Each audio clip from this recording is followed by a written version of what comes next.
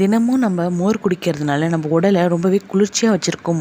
மோரில் புரதங்கள், வைட்டமின்கள், தாதுக்கள், கால்சியம், பொட்டாசியம், மெக்னீசியம் இது போன்ற நிறைய தாதுக்கள் நம்ம உடம்புல சேரும்.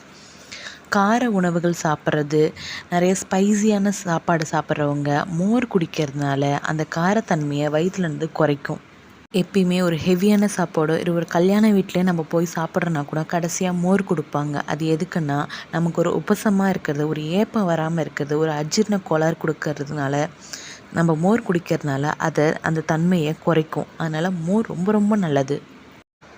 நீர் சுளுக்குன்னு சொல்லுவாங்க, சிறுநீர் கடுப்புன்னு சொல்லுவாங்க. அதுக்கு நீங்கள் மோர் குடிக்கும் போது அந்த சிறுநீரத்தில் இந்த அடைப்போ இல்லை அந்த எரிச்சலோ இதெல்லாமே குறையும்னு சொல்கிறாங்க. அதனால் மோர் தினமும் குடிக்கிறது ரொம்ப ரொம்ப நல்லது. ரொம்ப நேரம் உட்காந்து ஒரே இடத்துல வேலை செய்கிறவங்க, வயிற்றில் ரொம்ப எரிச்சல் இருக்கிறவங்கெல்லாம் மோர் குடிக்கிறதுனால நம்ம உடம்புக்கு ரொம்பவே குளிர்ச்சியை கொடுக்கும். எலும்புகளுக்கும் நிறைய சத்துக்கள் கொடுக்குது. கால்சியம் இருக்கிறதுனால எலும்புகளும் வலுப்படும். மோரில் எதிர்ப்பு சக்தி இருக்கிறதுனால குழந்தைங்களுக்கும் கொடுங்க. ஆனால் குளிர்ச்சியாக கொடுக்காதீங்க, ஒரு ரூம் டெம்பரேச்சர்லேயே கொடுங்க. நம்ம நிறைய ஆயில் ஐட்டம்ஸ் எடுத்துப்போம். இந்த நெய் போன்ற பொருளில் செய்கிற ஸ்வீட்ஸ்லாம் சாப்பிடுவோம் இல்லையா? அப்போது அந்த நெய்யும் வெண்ணெயோ இல்லை எண்ணெயோ இது எல்லாமே படியும்.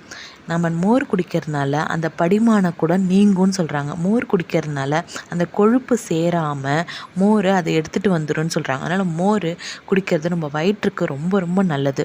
சுத்திகரிக்கும் நம்ம வயிறுன்னு சொல்கிறாங்க. மோரில் இஞ்சி, மிளகு மற்றும் சீரகம் போன்ற சேர்த்து குடித்தா செரிமானத்துக்கு ரொம்ப நல்லது. இப்போ செரிமானம் வராமல் ஒரு மாதிரி நமக்கு எரிச்சலாவோ ஒரு மாதிரி ஏப்பம் வராமல் ரொம்ப கஷ்டப்படுவோம்.